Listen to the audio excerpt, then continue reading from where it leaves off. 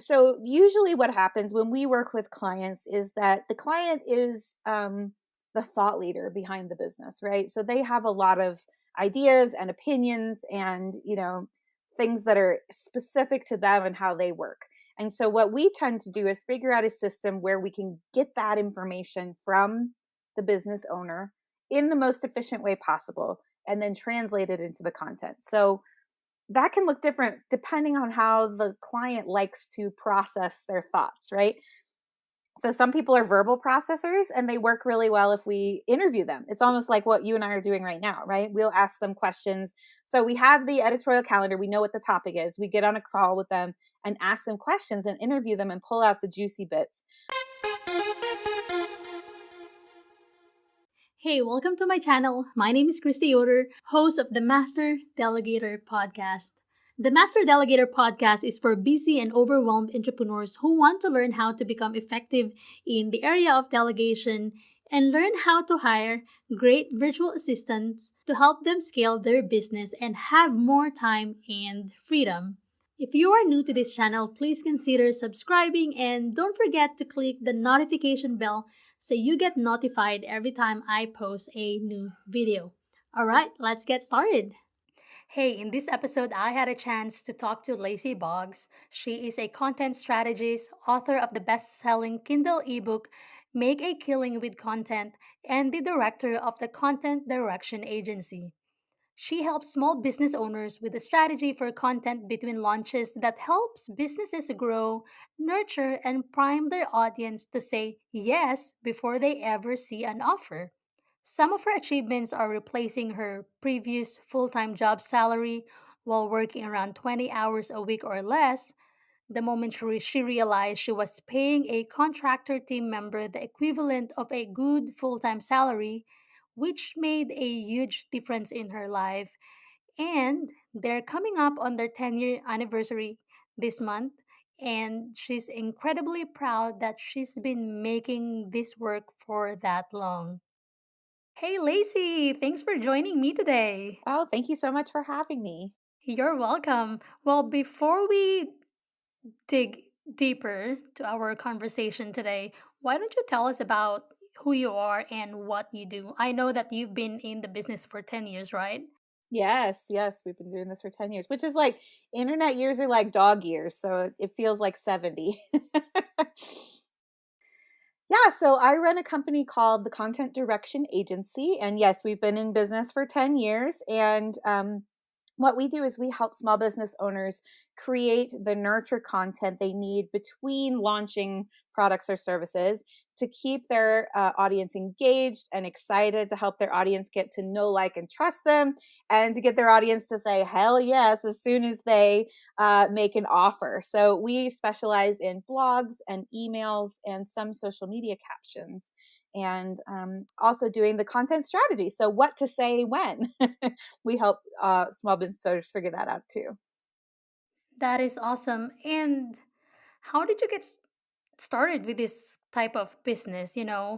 What got you into content marketing? Yeah. So before this, I was in journalism. I was a food writer for a local magazine here in Colorado. And that's fun work if you can get it. Getting paid to eat food and have opinions about it is not bad.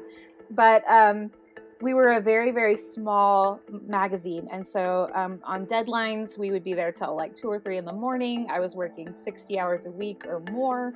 And I got pregnant with my daughter. And I decided I could not see myself doing that with a baby. And so I left that job and tried to be a freelance food writer for a while and started a food blog, which is what everybody did in 2011. We were all starting Right. food blogs. And I didn't make very much money in the food blogging because I didn't really understand how the business model worked at that time. But what I did discover is that I was very good at the blogging part of it. And so I thought, well, maybe other people would hire me to write blogs for them. And they did. And it turned out there was definitely a demand for that kind of service. And it's just grown organically from there. That is really awesome. So 10 years ago when you started your business, tell me about the struggles that you dealt with and Mm. how did you overcome those struggles? Sure. Well, for one thing, I had a toddler running around. So I was a full-time mom, and I was only working when she was napping, essentially. So I really could only find about 20 hours a week to work on my business. And it turned out that's really all I really wanted to work on my business. So to this day, even 10 years later, I don't usually work more than 20 to 30 hours a week. And so that was a struggle at first, figuring out that balance. And then as I was growing, I also got more demand than I could serve in those 20 hours a week, right? So as people started getting to know me and recommending me to their friends, I was getting more clients that I could handle. So that's when I first brought in my first writer to subcontract for me. And so that was an amazing experience. I brought in a friend of mine and she was great. She was with me for like 6 years. And that's how we started growing into an agency. And the other challenge that I really felt early on was that I knew how to write. I was a good writer, but my clients kept coming to me and being like, well, what do you think I should do to get more people on my email list? Or what kind of blog post do you think I should write? And I didn't really have anything to say. I didn't know the answer to those questions. So I made it a point to go out and find every content marketing course and book and whatever I could find and really educate myself. And I spent thousands of dollars and hundreds of hours educating myself. And as I was going through those programs, I found I had a lot of strong opinions about what I liked and what I didn't like. And that was how I started developing my own strategies and my own ideas about what work in content marketing. That's really nice. So, as you were starting your business, you had a hard time, just balancing your work life and also your personal life because you had a toddler during that time. And so, Mm-hmm. you decided to hire your friend, and that's where you became an agency. So, what made you decide to scale your business? Because I understand there's a lot of business owners out there who Mm-hmm. are very much content with just being a solopreneur, but there Yeah. are business owners out there who are very ambitious, just like me. I'm one of them. Mm-hmm. Who wants to scale their business, and have a 6 or 7 figure monthly or yearly income. Mm-hmm. So what was your motivation during that time? Why did you want to grow your business? Yeah. I think there were a couple of different things. First of all, I'm a people pleaser, which isn't always great. Same But here. but when people were coming to me and I didn't have any more capacity, I didn't want to say no. And so that was really the first thing was I didn't want to say no to these people who wanted my help. And that's why I ended up hiring another writer. If I'm being super honest, that was the first one. But then the second I thing love was that. I did like the idea of making money for work that I wasn't delivering. Like that was really nice, right? And to top it all off, my friend Terry, who was working for me, she loved it too, right? Like because she was getting to do work without having to sell her services. So Right. it was a win-win for both of us. And that was around the time that I realized it took me a long time to figure this out actually, because I'm sure like when you're in coaching programs or you're doing some kind of education program around business, a lot of times they'll start by asking you, what's your big why? And I was like, I don't know, paying the mortgage? Like, I mean, staying home with my daughter was part of my big why, but Mm-hmm. I didn't have, like, I saw these other people who were like, I build wells in Africa, or I send children Right. to school, or they had these like big whys, and I didn't have that. And after a while, I realized that one of my big whys is helping other writers have the lifestyle that I was enjoying, right? Because when I got out of working those 60-hour weeks and 3 a.m. deadlines, it was like magical that I could only Yeah. work 20 hours a week and make a full-time salary. Like that was huge for me.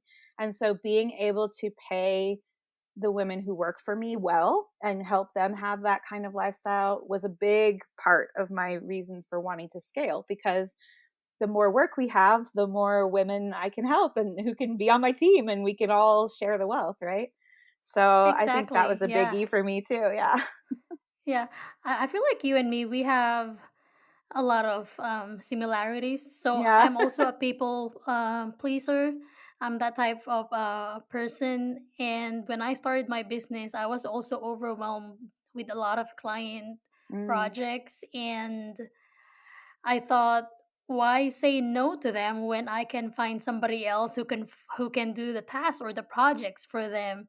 hmm And I I can also relate when you mentioned that, you know, having somebody do the work for you and then you make an income out from it, like you're not doing anything. It's kind of like a passive income, you just hmm outsource or delegate the task, the project to that person, and then you make money, out of that project. And so in a way, it's kind of like I tell myself, or I consider myself a lazy entrepreneur. Yeah. That's because I'm not literally lazy where I don't want to like clean the house or do the dishes or hmm start a business or not work for the hmm rest of my life. That's not my definition of laziness.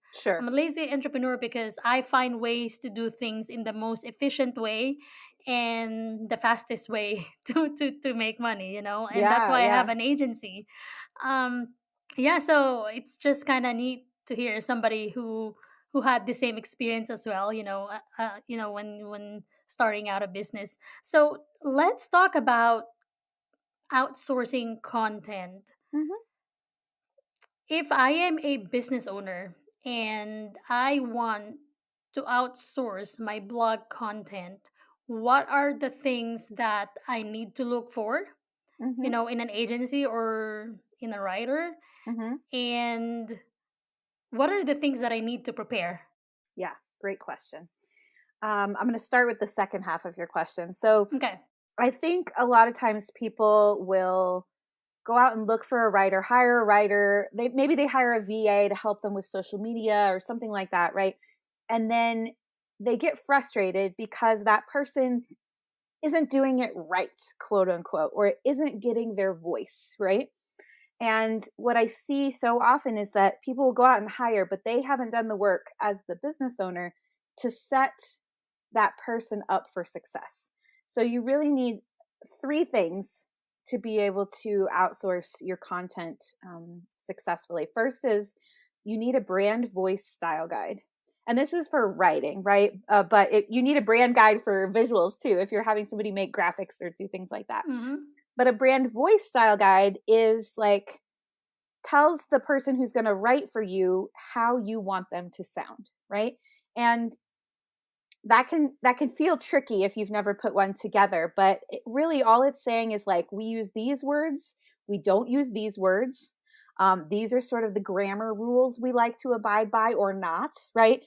So examples would be things like, do you use ampersands ever, or do you always spell out the word and? Do you like to use an Oxford comma, or do you not care? Or maybe you don't know what that is. It doesn't matter. But like if you have strong feelings about it, do you use a lot of exclamation points? Do you swear or do you never swear? I find that a lot of my clients have certain words that they never want to use. I was working with a woman last week and she said, I never want to use the word super for anything. And I never want my captions to sound like a millennial wrote them. Nobody under 30. I was like, that's hilarious. Okay, sure. At least she knows what she wants, She right? knows what she wants. But if you put that in the guide, then the person writing it understands, right? And another little tip I'll give you here is I like to do what I call guardrails. So I'll have things in the brand voice style guide that might say something like, our voice is sexy but never sexual, or it's funny but never crass, right? Because that gives you the two ends of the spectrum. Like we want to be funny, but don't take it so far that you're making crass jokes, right? Mm-hmm. And that's a really good way to help people understand the middle ground, right? So that's one, having a brand voice style guide. The second one is having an editorial calendar. Now, what that is just a plan of what goes out every day or every week. And it doesn't have to be, depending on who you're hiring, You might need it to be very specific, or it could be more broad. So if you're hiring a VA, for example, who doesn't have, maybe, of course, they can post to social media, right? That's within their wheelhouse or whatever. You may have to be very specific with your editorial calendar and say, I want you to post this on Monday, this on Tuesday, this on Wednesday, right? If you're hiring somebody more like a content writer, you could be much more broad. Like, we want to do a connection post on Monday, and on Wednesday we always do quotes, and on Friday we always do something funny, right? And then the content writer can kind of come up with things within those guidelines, but you still have to have some sort of agreed upon calendar of what goes out when. This also includes, like, when does your blog posts go out and what are they going to be about? When do your newsletters or your emails go out? What are they going to be about? And so on and so forth. Any piece of content. So like with you, with a podcast, like, when do the show notes go out? Where do they get posted? How do you promote each podcast episode, et cetera, right? And so that takes us to the third thing you need, which is a workflow, a really clear standard operating procedure for the workflow for any kind of content you produce. So for a blog post, let's just use that as an example. Maybe your content writer needs to get the information from the CEO. So you schedule a meeting where you can talk about it. Then the content writer writes the first draft. What's the approval process? Does it has to go to the CEO for approval, or does it just then go to the person who uploads it to the website? And then who makes the graphic and who sends it out via email, right? All those steps need to be documented and really, really clear so everybody knows what has to happen for those pieces of content to go out. So those are the three things as a business owner that you need to have in place. I'll say them again. It's a brand voice style guide, an editorial calendar, and a workflow. And I help business owners put those things together, whether they decide to hire us to write the content or not, right? We can do a VIP day and put those things together to have you ready to go. But whether you work with me or just do it on your own, those are things that when you have those in place, it'll be so much easier to hand those tasks. And those are things you only have to do once, except like filling out the editorial calendar. Like, you really only have to build those things one time, which is really great.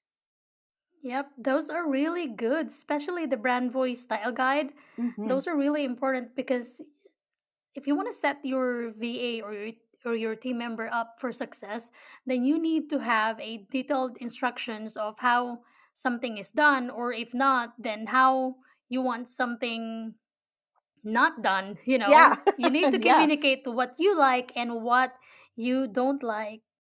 Are you sick and tired of being overwhelmed and afraid you'll never scale your business?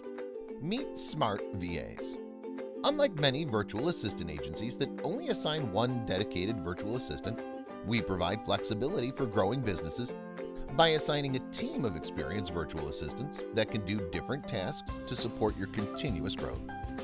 Visit smartvas.online to book a free discovery call and start growing your business.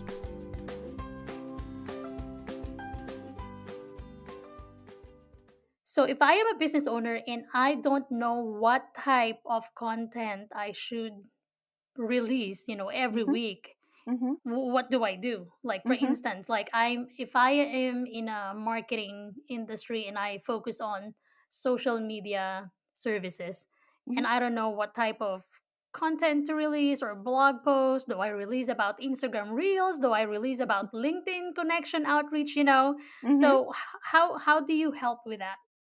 Yeah, so I would say come hire me. That's the first thing. But no, that Smart is answer.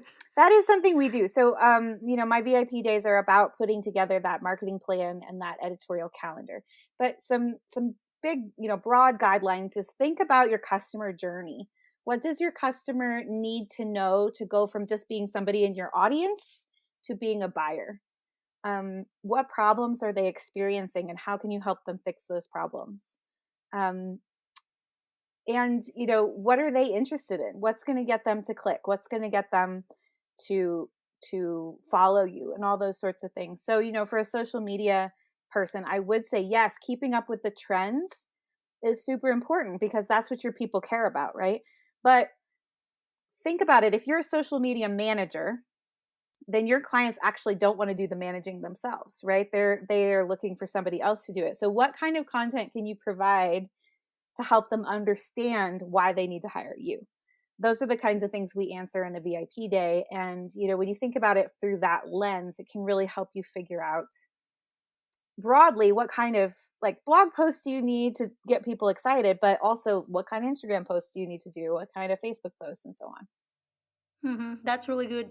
And in terms of blog content, Mhm. um, you also, aside from like knowing what interest your target audience, you also kind of like figure out what are the right keywords that you need to use in order to be visible on Google. There's just a lot of aspects that you need to take care of, but I totally agree with you that you need to know, the type or the kind of content that your audience want to see, and then from there, check SEMrush or any other SEO tool to see what keywords you can use, for that specific blog that you're gonna, publish. Right. And what do you think is the best way to delegate to a content writer? Like knowing that I Hmm. already have my brand voice style guide, I already Hmm. have my editorial calendar, I know my workflow already. So how do I? What's my next step? Do I Yeah. just contact them and say, hey, this is my style guide, calendar, and workflow? It's totally up to you what you want to do with it. Yeah. I'll Probably I'll let not. you run it, kind of like that. Probably not. That's probably not what you're going to Okay. do right out of the box, right? Mm-hmm. Um, so usually what happens when we work with clients is that the client is the thought leader behind the business, right? So they have a lot of ideas and opinions and things that are specific to them and how they work. And so what we tend to do is figure out a system where we can get that information from the business owner in the most efficient way possible and then translate it into the content. So that can look different depending on how the client likes to process their thoughts, right? So some people are verbal processors and they work really well if we interview them. It's almost like what you and I are doing right now, right? We'll ask them questions. So we have the editorial calendar, we know what the topic is. We get on a call with them and ask them questions and interview them and pull out the juicy bits. Sometimes we can do that like in as little as an hour a month for 4 blog posts, right? If we can get the bones of the idea from you, it doesn't have to be a long drawn out conversation. Mm-hmm. Sometimes they'll set up a Voxer or something like that and just talk and leave us voicemails. That's really good for people who are kind of long-winded and like to ramble, and then they kind of get to the point as they're talking. And some people like Mm-hmm. to do kind of a brain dump in an email for us, and then we clean it up and turn it into. But regardless, we have to get those ideas out of the business owner somehow. The other way we can do it is if they have a lot of content in a different format. So sometimes we can pull stuff out from interviews they've done or a book they've written or even a course and turn that into blog posts. And in that case, the CEO doesn't even really have to do any of their own time because they've already created all this content that we can repurpose into something else. Right. I like what you said about, a business owner is a thought leader. And Mhm. so once you already have, the things that you need, the style guide, Yeah. calendar, workflow, it doesn't end there. You Yeah. know, Sadly, but there's a lot of business owners, wa- that want their VAs or team members to just run the business without them, which is, Hmm. I wish it's possible, but you are the business owner. You own it. You're the Right. CEO, and you make the decision. You are the visionary, so you need to guide your team members. And so it's important that once you have provided all the things that your VA need in order to get a task done, you also need to guide and, kind of oversee the task if it's working well, and also give feedback, immediate feedback if possible, if things are not being done, the way how you want it done. And I Exactly. think communication is a very important as well. Hmm. And yeah, I just really like about, you said about, being a thought leader and, having a system in place. Yeah. Us business owners, regardless how small, big our business is, we are busy. Yeah. We have so many things that we do in a day, and there are a lot of things that we can do to communicate with our team member. If you prefer sending an email to give your feedback or to communicate, then that's good. But kind of like what you mentioned earlier, if you want to use a voice recording tool, to deliver your message, then that's a good option as well. Sometimes I do both. Like if I'm too tired to type a message, then I would send a message. I will record my my voice Hmm. through like a plugin that I installed in my Slack Yeah. application. Yeah. So there's just a lot of things that we can do to help our team members, succeed in what we want them to do, Right. right? And we can minimize the CEO's involvement a lot. But until you're at a point where you can hire a full time person who is a full time marketing and content creating person, that's their whole job, and they know your business super duper well and they're internal, you really cannot expect to hand it off and not touch it, right? Yeah. And that's just a bigger business, right? That's just once you get to a point where you have that like in-house team, then sure, maybe the CEO is not obviously like the CEO of Apple or McDonald's or whatever is not approving every piece of content that goes out.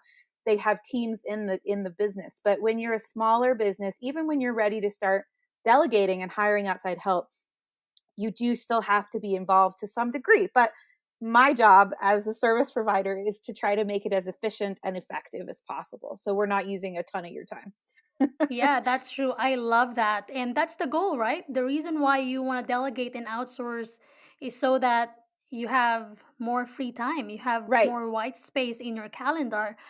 But I think it's important to also understand you know, and remember that when you delegate, it doesn't happen overnight. It takes trust, a relationship in order, to have that peace of mind, to let go of the task that you've been doing, right? Because Right. if you Right. have not built a relationship with the person that you're delegating to, it's kind of hard because you don't trust that person yet, and you might not have a peace of mind yet because you just interviewed that person like a week ago. And so Sure. building a relationship takes time, and so that's why I we advise our clients to stay with us for at least a minimum of 3 months, because Yep. there's a lot of things we need to work on, getting to know each other, finding our groove, Hmm. and yeah. So We have but the but I like same. what you said about definitely, taking a lot of time off a CEO's plate. That's really is the goal of delegation and outsourcing. Well, this has been really, really great. What can you say to business owners or entrepreneur CEOs who are not delegating or outsourcing yet? Sure. If you're not there yet, I would say go ahead and start building those tools that you'll need now. So start documenting your brand voice. Start creating an editorial calendar, even if it's just for yourself. It'll help tremendously.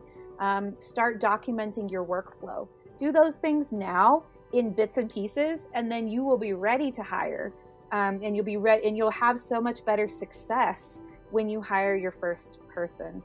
And then I think my second would be think about the thing that's going to get you back the most of your time. So, I have clients who come to me and say, it takes me 8 hours to write a blog post. And I'm like, first of all, why? And second of all, like, let us take that off your plate. If we can go from 8 hours a week that somebody's writing a blog post to an hour a month that they're talking to us, that's a huge win, right? So, whether it's blogging or something else, think about the thing that's going to save you the most time and delegate that first. 8 hours for one blog I know post. that just What drives is me that? crazy. I'm like, what are you 5,000 doing? words? What are you doing for 8 hours? I mean, you know what? I know myself that I can write a blog post, but am I good at it? I don't think so. Can I Hmm. write a blog post? I can, but is it quality? I don't think so.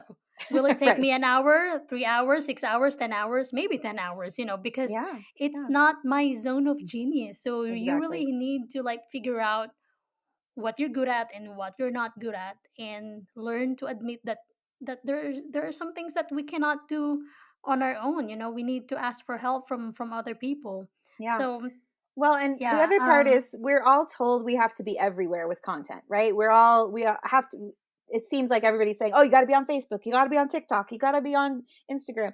And that's not sustainable for the CEO to be doing all those things. So even if, like in your case, Christy, like if you're doing a podcast, I obviously you can't outsource the podcast part. You have to be here.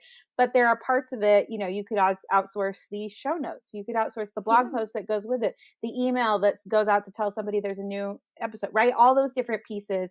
And then that's helping you be in all those channels, blog, email, social, etc., without you having to do it. Yeah, exactly. And that's why sometimes people are like asking, like, Christy, you're like, okay, you interviewed somebody and then you interviewed somebody again and then you're posting on Facebook, I mean on Instagram daily. How are you able to do all of these things? I'm like, I don't I have I have virtual a team. assistants who Yeah. help me with it, right? Like, Right. I'm not like, whatever you see on my social media, it's not really me. I mean, yes, I approve the captions and graphics and everything, but it's not really me. But it's still me because they know who I am. They know how I do my captions, how I Right. talk, and they know my personality. But Right. yeah, well, thank you for today, Lacey. Do you have My pleasure. any free resources or, freebies that you want to share with our audience today? Sure. If you go to lacyboggs.com, there are, 10 years worth of blog posts over there you can go to. But there's also, if you look on my website, there is a free resource library. You can sign up for that. And inside, there's a brand voice style guide template. There's editorial calendar templates, lots of goodies in there for you to help you get started. So, yeah, that's a great I place to go. love it. By the way, I went to your website before our interview Mhm. and I love your about page. Thank It's just you. very unique and very interesting. Thank I love you. it. And I love your photos there as well. So, where Thanks. can people find you online aside from your website? I mean, I'm pretty Sure. sure your social media pages are connected to your website. They are. They are. I'm at Lacy Lou 42 on Instagram. You can find me on Facebook, on LinkedIn. Those are pretty much the places I'm active. Thank you so much, Lacey. Have a great day. My pleasure. Thank you.